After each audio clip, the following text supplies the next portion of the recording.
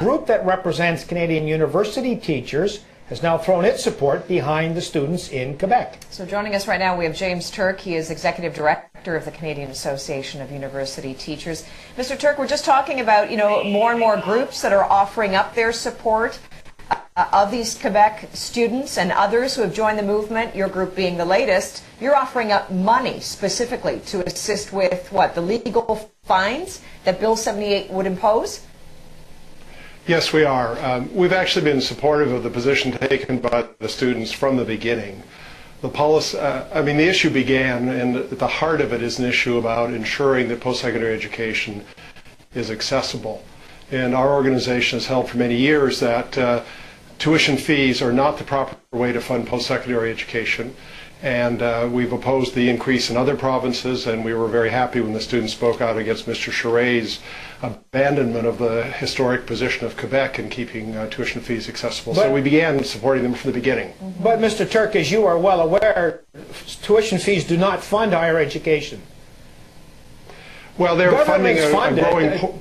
Students are charged a fee, a small percentage of what their education is worth. Well, there's several things there. In fact, governments historically have funded almost all of post-secondary education, and over the last decade or two, there's been a dramatic increase in the portion of the cost of post-secondary education that's a user fee, that's paid through tuition fees. And Quebec has resisted that, as has Newfoundland and Labrador.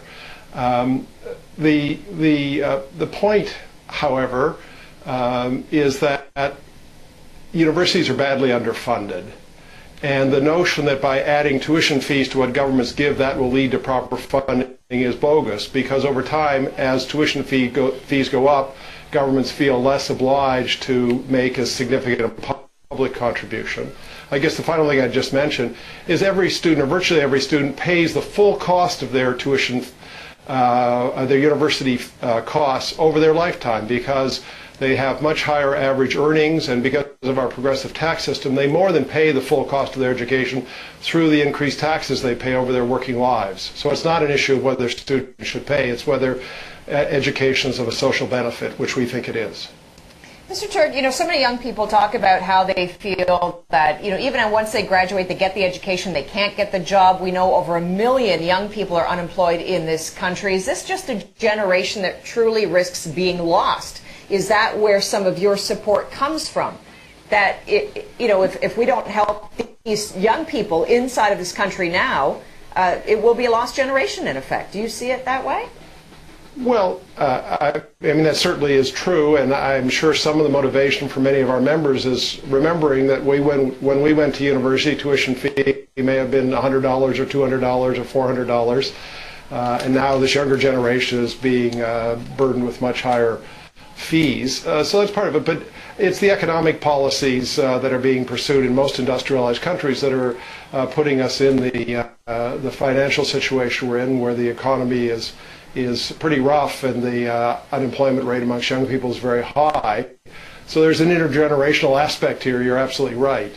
We don't think it's solved, though, by increasing tuition fees and loading students with $20,000, $30,000, $40,000 debts when they graduate and are trying to find jobs and start families and do the normal things that young people do. James Turk is the Executive Director of the Canadian Association of University Teachers. Nice to see you, sir. Thank you. My pleasure. Thank you for having me as a guest.